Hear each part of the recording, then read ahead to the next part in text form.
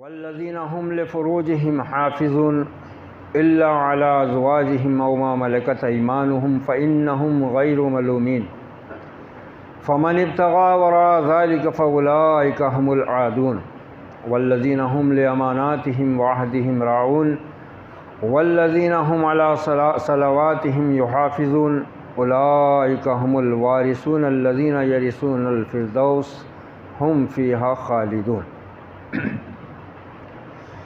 محترم خواتین و حضرات، الحمدللہ یہ پہلی طاق شب کی تراویح کا ہم نے اللہ کی توفیق و عنایت سے 20 رکعت کا معاملہ مکمل کیا۔ اللہ تعالیٰ اپنے فضل و احسان اور اپنے جود و کرم سے اس کو قبول فرمائے۔ یہ قرآن کا مہینہ اور اللہ تعالیٰ کی اس عظیم ترین نعمت کی شکر گزاری کا مہینہ ہے۔ قرآن ہمارے لیے زمین پر اللہ کا سب سے عظیم تحفہ، اس کی سب سے بڑی نعمت، اور نبی آخر الزماں محمد الرسول اللہ صلی اللہ علیہ وسلم کا زندہ معجزہ۔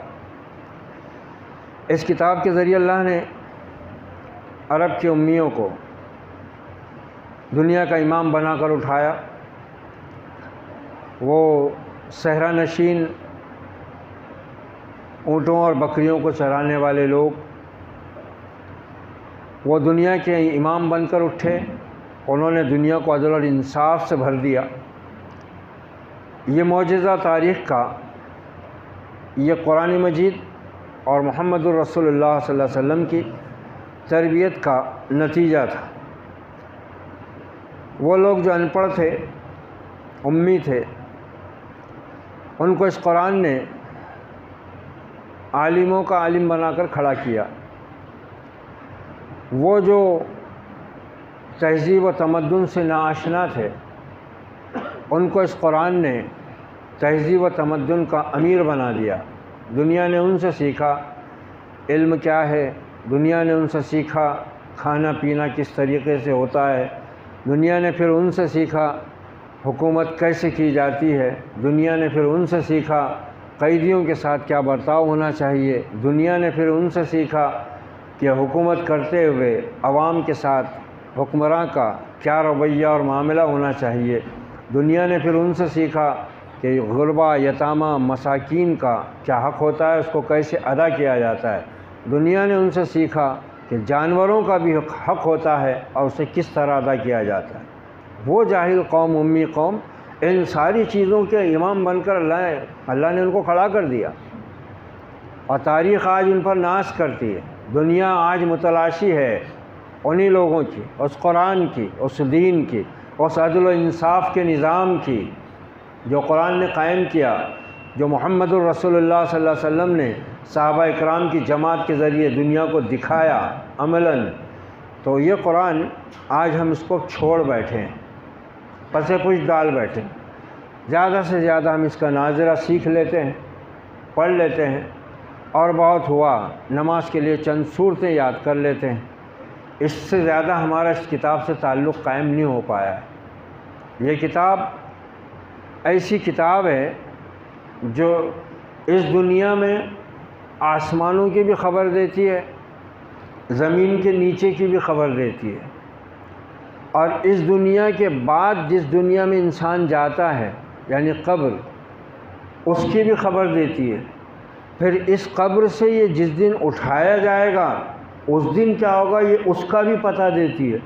پھر اس کے بعد یہ میدان حشر تک پل صراط پہ سے گزرنے کے بعد جنت اور دوزخ کے دروازے کھلنے کے بعد ان میں جانے والے جو لوگ ہوں گے، جہنمی جہنم میں، جنتی جنت میں، ان سب کا پتہ آج دیتی ہے یہ کتاب۔ ایسی عجیب و غریب کتاب ہے یہ ساری چیزیں اس کے اندر ہیں۔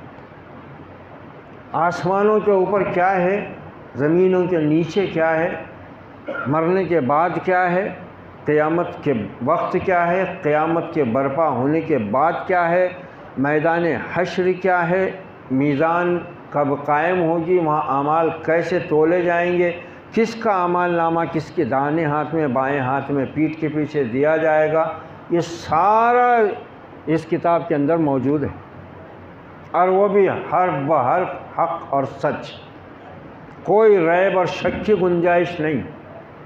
لیکن افسوس کہ ہم اس کتاب سے کیوں اتنے غافل ہو گئے اور کیوں ہم پر یہ کتاب اپنا اثر نہیں کرتی، یہ بات ہمیں سوچنے کی ہے۔ اس کتاب نے تو ثابت کر دیا، اس کو جو بھی غور سے سنتا اور پڑھتا ہے یہ اس کے دل پر اثر کرتا ہے اور اس کی زندگی کو بدل کر رکھتا ہے۔ لہٰذا اس مہینے میں جو اس کتاب کا مہینہ ہے، اسی لیے تو اللہ نے اس مہینے کو اتنی برکت دی ہے، اور اس میں اپنے بندوں پر اس سب سے بڑے انعام کے ساتھ اور انعام یہ رکھا کہ اس مہینے میں روزے رکھو اور وہ طاقت حاصل کرو جو اس کتاب سے جڑنے، اس پر عمل کرنے، اس کو سمجھنے کے لیے ضروری ہے، یعنی تقویٰ۔ اور پھر اس روزے کا بیش بہا، بے انتہا، بے حساب اجر بھی مجھ سے لو، اور اس کتاب کے ذریعے میرے رحم و کرم، میرے مغفرت، میری برکتوں اور جنت کے مستحق ہو کر آ جاؤ۔ یہ کتاب میں وہاں بھی لاؤں گا اور تمہاری سفارش کرواؤں گا اس سے۔ یہ قرآن سفارش کرے گی تمہارے حق میں اس کی سفارش کو قبول کروں گا تمہارے حق، اور کیا چاہیے۔ مگر عجیب حال ہے ہمارا، ہمیں عجیب چیزوں نے، اور آج تو اتنے فتنے پھیلے ہوئے ہیں کہ اس کتاب سے انہوں نے ہم کو بالکل ہی غافل کر دیا ہوا ہے۔ تو ہمیں توجہ دینے کی ضرورت ہے۔ یہ میں نے بھی 18واں پارہ یہاں سے شروع ہوتا ہے، سورہ المومنون، اس کی میں نے ابتدائی چند آیات پڑھی ہیں۔ اللہ تعالیٰ ایمان والوں کی کیفیت، ان کا تعارف کرا رہا ہے۔ مومنین اصل میں ہیں کون؟ وہ مومن جو کامیاب ہونے والے ہیں، ان کی کیا صفات؟ قد افلح المومنون، فلاح پا گئے ایمان والے۔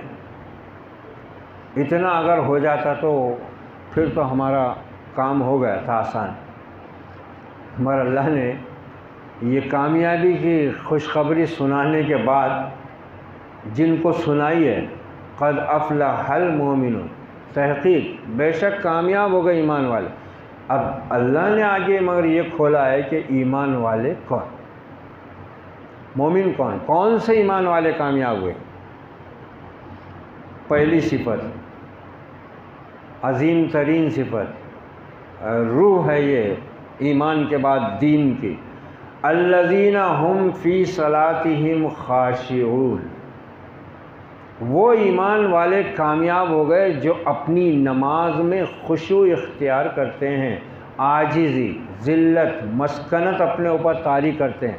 نماز میں جب کھڑے ہوتے ہیں تو ان کے اوپر اپنے رب کی عظمت کا احساس ہیبت بن کر طاری ہوتا ہے، اور اپنی بے بسی اور لاچاری کا ان کے اوپر احساس طاری ہوتا ہے، جس کے نتیجے میں وہ اپنے رب کے سامنے اس قدر عاجزی، اس قدر تذلل، اس قدر انکساری اور تواضع کے ساتھ کھڑے ہوتے ہیں کہ پھر ان کا رب ان پر مہربان ہو جاتا ہے۔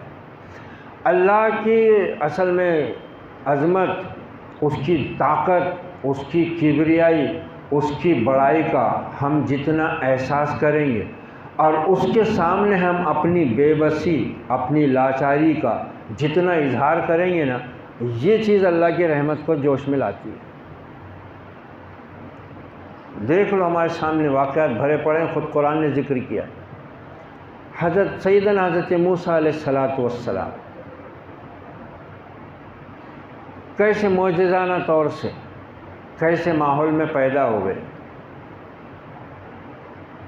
اور کیسے اللہ نے اپنی شان بتائی کہ اس خطرناک ماحول میں جس میں فرعون نے اعلان کیا ہوا تھا اور سپاہیوں کو حکم دیا ہوا تھا کہ جو بھی بنی اسرائیل میں لڑکا پیدا ہو اس کو ذبح کر ڈالو، کیونکہ اس کو پنڈتوں نے بتا دیے تھے، نجومیوں نے، فال کھولنے والوں نے، کہ اے فرعون ان قریب بنی اسرائیل میں ایک لڑکا پیدا ہونے والا ہے جو تیری حکومت کے لیے اور تیرے لیے خطرہ بننے والا ہے۔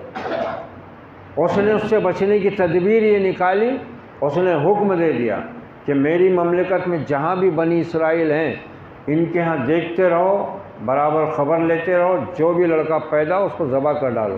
اور اس کے بعد حضرت موسیٰ پیدا ہو رہے اسی دور میں۔ اب حضرت موسیٰ کی والدہ گھبرائی کہ ابھی فرعون کے آدمی کو خبر لگے گی، وہ آئیں گے اور میرے بچے کو مار ڈالیں گے۔ اللہ نے حضرت موسیٰ کی والدہ کے دل میں وحی کی بات ڈالی کہ اس کو صندوق میں رکھ اور دریا میں چھوڑ۔ اور پھر وہ بہت تفصیل ہے، قرآن نے خود اس کو بیان کیا۔ اللہ تعالیٰ کہتا ہے کہ ہم نے موسیٰ کی ماں کا دل مضبوط کیا۔ کس ماں کا دل بولیں گا بھائی؟ دودھ پیتا بچہ چند دن کا، اس کو صندوق میں بند کرنا اور اتنے بڑے دریا میں جس میں جہاز چلتے اس میں چھوڑ دینا، ماں کا دل بولے گا؟ مگر اللہ کہہ رہا ہے ربطناہا، ہم نے اس کے دل کو مضبوط کیا، اس نے چھوڑ دیا۔ اب بیٹی کو پیچھے لگا دیا کہ جا بھائی کے صندوق کے پیچھے پیچھے جا، یہ کہاں جاتا ہے کون نکالتا ہے دیکھ۔ وہ صندوق بہتے چلا اور پہنچا محل کے پاس فرعون کے، جہاں حضرت آسیہ اپنی خادماؤں اور کنیزوں کے ساتھ تفریح کر رہی تھی۔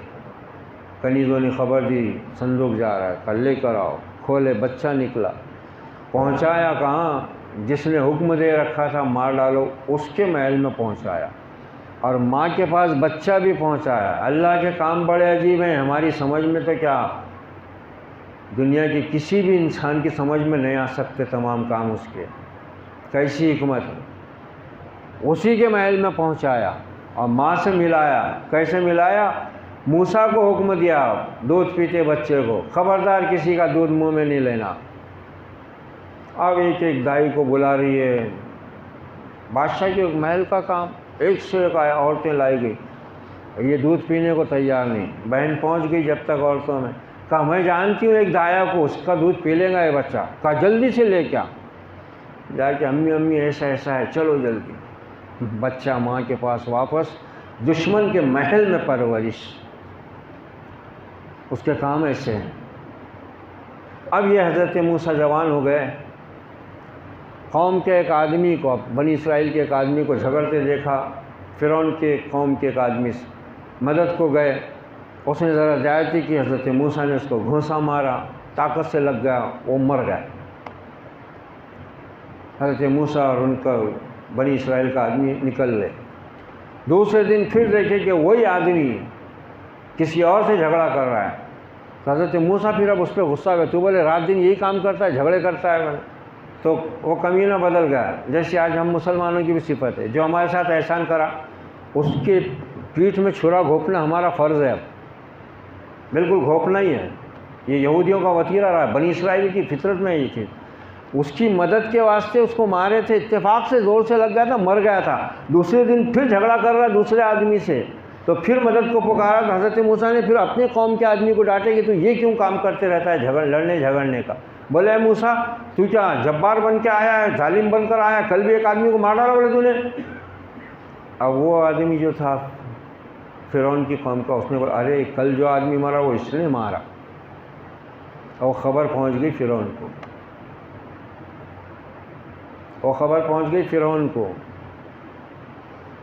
دربار کا ایک آدمی دوڑتا ہوا آیا، کہا موسیٰ میں نے سنا ہے تیرے بارے میں مشورہ ہو رہا ہے، تو نے کل ایک قبطی کا قتل کر دیا، تیرے قتل کا مشورہ ہو رہا ہے، میں تیرا خیر خواہ ہوں، تو اس شہر سے نکل جا۔ اب حضرت موسیٰ گھبرائے اور نکل کھڑے ہوئے، کوئی یار نہ مددگار، کچھ نہیں۔ مدائن پہنچے، ایک پانی کے گھاٹ پر سایہ دیکھ کر بیٹھے، تو دیکھا کہ لوگ بکریوں کو پانی پلا رہے ہیں، اور دو لڑکیاں الگ اپنی بکریوں کو لے کر کھڑی ہوئی ہیں۔ حضرت موسیٰ اٹھ کر ان کے پاس گئے، بولے بھائی کیا معاملہ ہے، تم لوگ کیوں کھڑی؟ کہا یہ لوگ پلا کر ہٹ جائیں تو پھر ہم اپنی بکریوں کو پلائیں گے، کیونکہ ہم میں طاقت نہیں ہے اتنا ڈول کھینچنے کی۔ حضرت موسیٰ نے ان کے لیے پانی سینچا بھی، بکریوں کو پلایا بھی، اور جا کر بیٹھے اور دعا کیسی کر رہے ہیں، اے میرے رب جو خیر اور بھلائی بھی تم میرے اوپر نازل کرے، میں اس کا محتاج ہوں، بے بس ہوں، آج پردیس میں ہوں، اپنے وطن سے نکل آیا ہوں، کوئی ہے نہیں، بس اتنی دعا۔ کیسی برسی برسات رحمت کی، تھوڑی دیر گزری کہ وہ دونوں لڑکیوں میں سے ایک لڑکی آئی، قرآن نے نقشہ کھینچا، الاستحیاء، شرماتی ہوئی آئی، کہا ہمارے ابو جان آپ کو بلا رہے ہیں، آپ نے ہمارے ساتھ جو اس نے سلوک کیا ہے اس کے لیے بلا رہے ہیں۔ پہنچے تو وہاں ایک اور اللہ کا نبی موجود ہے، حضرت شعیب علیہ السلام۔ عاجزی کتنی دکھائی تھی حضرت موسیٰ نے، بس اتنی۔ نتیجے میں کیا ملا؟ وہ دونوں لڑکیوں میں سے حضرت شعیب نے ایک بیٹی نکاح میں بھی دے دی، ٹھکانہ بھی دے دیا، اور 8 سال کی مدت پوری کر کے معاہدے کے مطابق پلٹے تو نبوت بھی دے دی۔ خاشعون، بہت عظیم صفت ہے یہ، اور جگہ جگہ قرآن نے اس کو ذکر کیا ہے، اہل ایمان کی صفت، متقیوں کی صفت۔ ایسی ایمان والے کامیاب نہیں ہو جاتے۔ قد افلح المؤمنون، فلاح پا گئے ایمان والے، وہ جو اپنی نمازوں میں خشوع اختیار کرتے ہیں، عاجزی، اپنی ذلت، اپنی مسکنت، میرے رب ہر طاقت اور قوت تیرے پاس، اور ہر بے بسی اور لاچاری کا میں مجسم۔ پھر والذین هم عن اللغو معرضون، وہ ایمان والے کامیاب ہوتے ہیں جو بیکار چیزوں سے اعراض برتتے ہیں۔ اس میں سب سے پہلے بدترین بیکار چیز، لغو چیز جو آتی ہے وہ ہے تمہارا کرکٹ۔ ایمان والوں کا کام نہیں ہے ایسی فضول چیزوں میں اپنے گھنٹوں برباد کرنا۔ اللہ سے ڈرنے والے لوگوں کے پاس ایسا بیکار اور فالتو وقت نہیں ہوتا۔ اور اس کے بعد دوسرے نمبر پر ہے موبائل۔ رمضان میں بھی شروع ہے، لے کر بیٹھے ہوئے ہیں، بس فتنے پھیلا رہے ہیں، نئی نئی باتیں سن لیتے ہیں، علم تو کچھ ہے نہیں دین کا، اب کہنے والے نئے نئے چینل کھول کے بیٹھے ہوئے ہیں، doctor, master, engineer, brother, sister, اور کون کون سے علامہ آ گئے ہوئے ہیں، ان کو سن رہے، کیسے بھی بس بکواس کر رہے، آپس میں بحثیں کر رہے، نماز نہیں، روزہ نہیں، جماعتیں ہو رہی ہیں، تراویح ہو رہی ہے، اللہ کے بندے نمازوں کو ہیں، یہ اپنے خوش گپیوں میں مصروف ہیں، یہ مومن ہی نہیں۔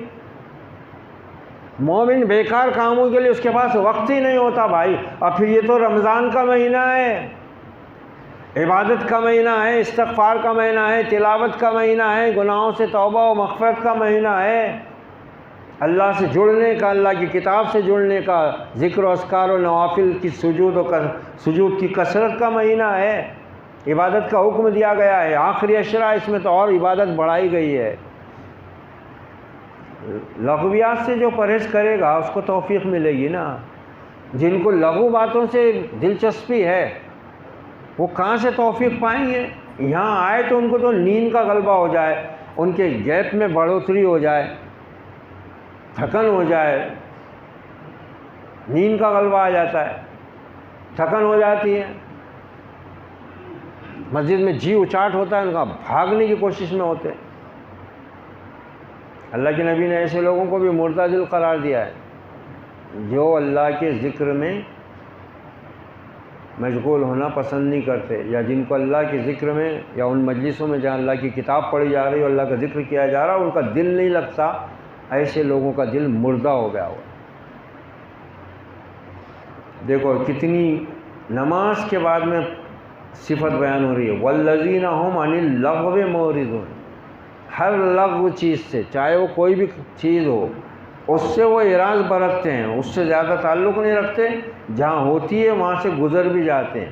اذا مروا باللغو مروا کراما، سورہ فرقان نے اس صفت کو یوں بیان کیا کہ جب ان کا گزر ہو بھی جائے کبھی ایسی لغو، بیکار، محمل اور فضول اور بیہودہ بات سے، تو وہ شرافت کے ساتھ گزر جاتے ہیں، ٹھہر کے مزہ نہیں لیتے، وہاں شرافت کے ساتھ گزر جاتے ہیں۔ ابھی ون ڈے ہونے دو اور رات میں چلنے دو، اس میں سے کتنے غائب ہو جائیں گے،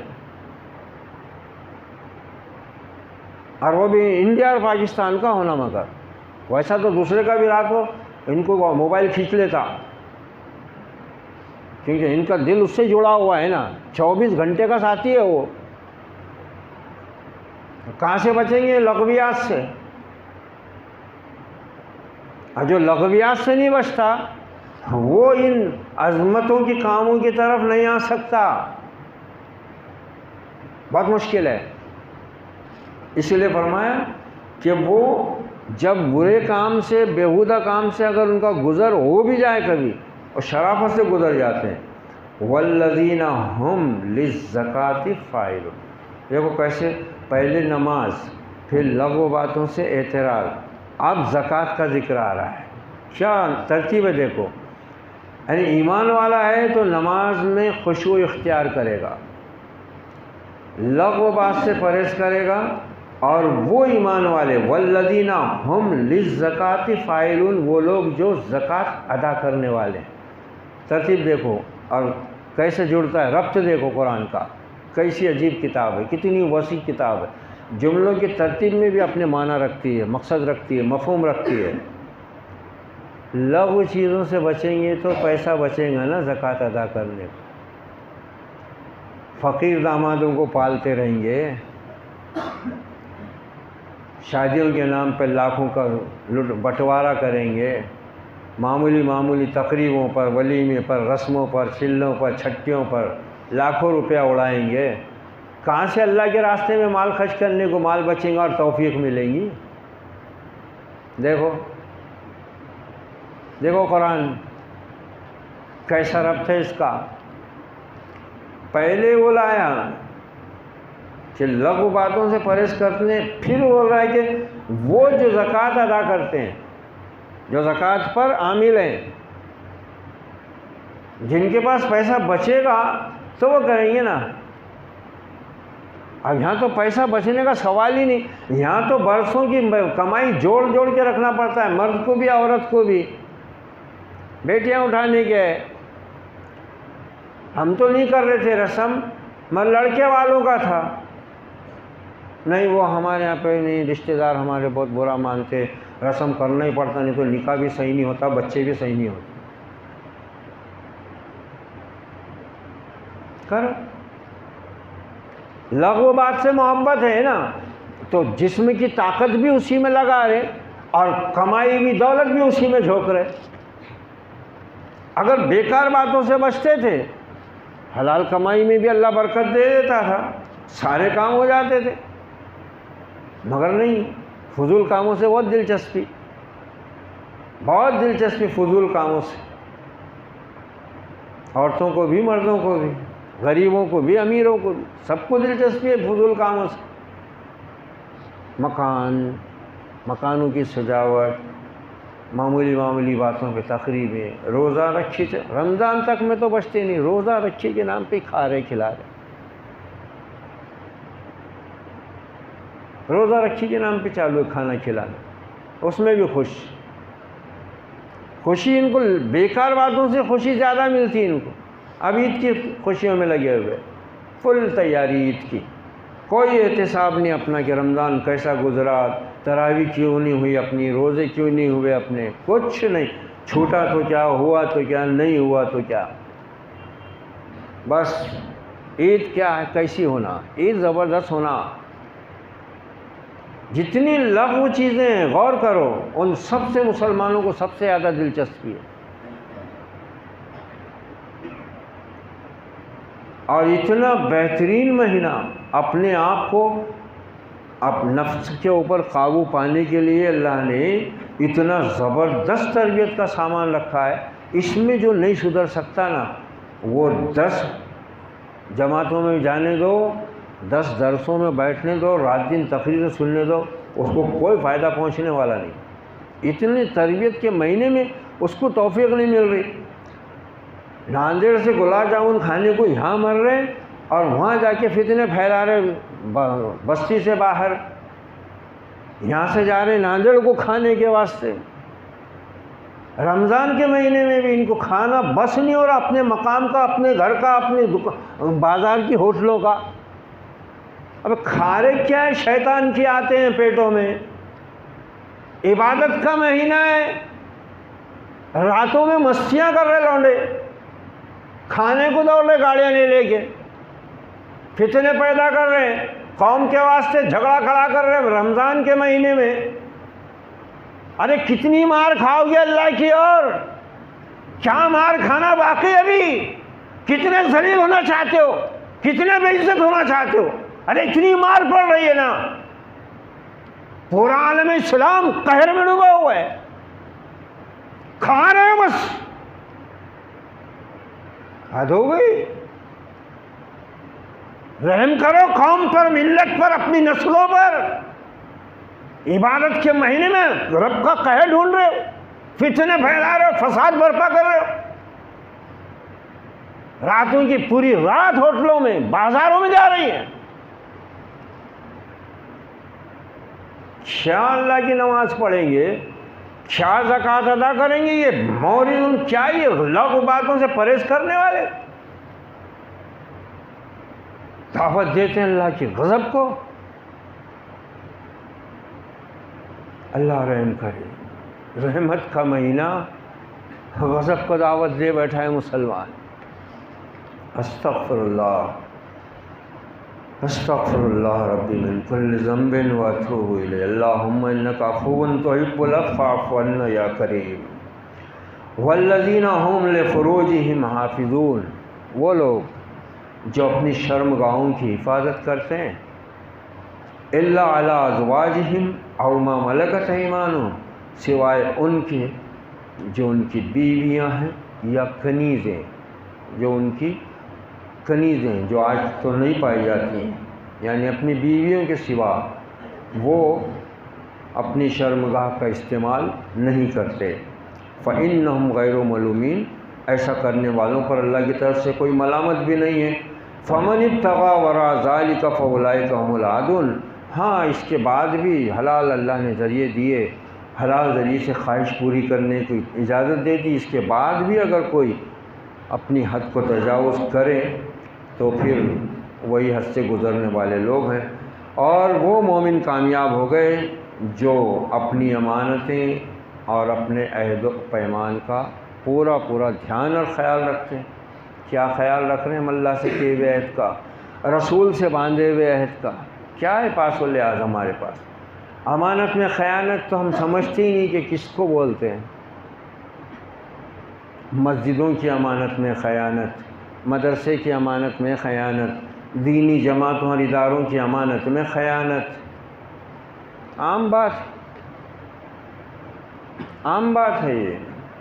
کوئی بھروسہ کر کے امانت رکھ دے، اس میں خیانت۔ اور اللہ کہہ رہا ہے کہ وہ مومن کامیاب ہو گئے جو اپنی امانتوں اور اپنے عہد کا پاس و لحاظ رکھتے ہیں، حفاظت کرتے ہیں۔ اب دیکھو قرآن کیا کہہ رہا ہے، دین کہاں بچتا ہے اور کیوں نماز کی اتنی اہمیت ہے۔ یہ سب ہونے کے بعد پہلی بات کیا فرمایا؟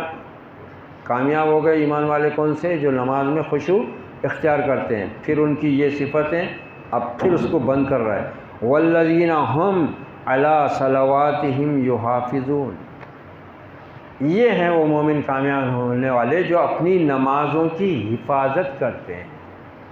پوری صفتوں کو نماز کے بیچ میں قید کر دیا۔ شروع بھی بات نماز سے ہوئی تھی، ختم بھی نماز پر ہو رہی ہے، اور اس کے بعد اولئک هم الوارثون، یہ ہیں وارث، یہ ہیں وارث، کائے کے وارث؟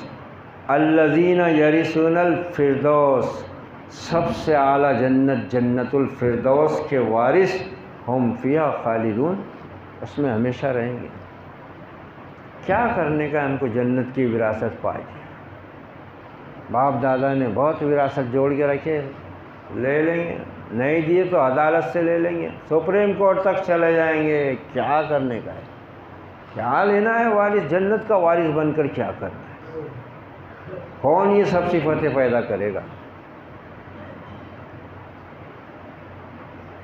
At drink and be happy, کھاؤ پیو خوش رہو، انجوائے کرو لائف کو، مزے اڑا لو۔ جنت کی میراث تو ان لوگوں کا حصہ ہے جن میں یہ صفتیں پائی جاتی ہیں۔ آخری عشرہ شروع ہو چکا ہے، رحمت کا، مغفرت کا، برکت کا مہینہ ہے۔ پیٹوں پر قابو رکھو، زبانوں پر قابو رکھو، دل پر قابو پاؤ، نفس کی خواہشات پر قابو پاؤ، شاید کہ اللہ اس کے ذریعے ہمیں بھی ان صفات سے آراستہ کر دے۔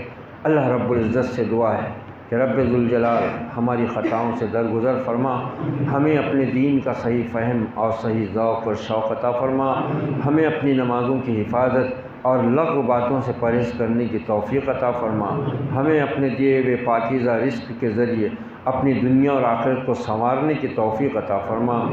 ربنا لا تزغ قلوبنا بعد إذ هديتنا وهب لنا من لدنك رحمة إنك أنت الوهاب۔ اللهم أعز الإسلام والمسلمين، اللهم إنك عفو تحب العفو فاعف عنا يا كريم۔ ربنا لا تؤاخذنا إن نسينا واخطأنا، ربنا تقبل منا إنك أنت السميع العليم وتب علينا إنك أنت التواب الرحيم۔ وصلى الله على النبي وعلى آله وأصحابه أجمعين، سبحان ربك رب العزة عما يصفون وسلام على المرسلين والحمد لله رب العالمين۔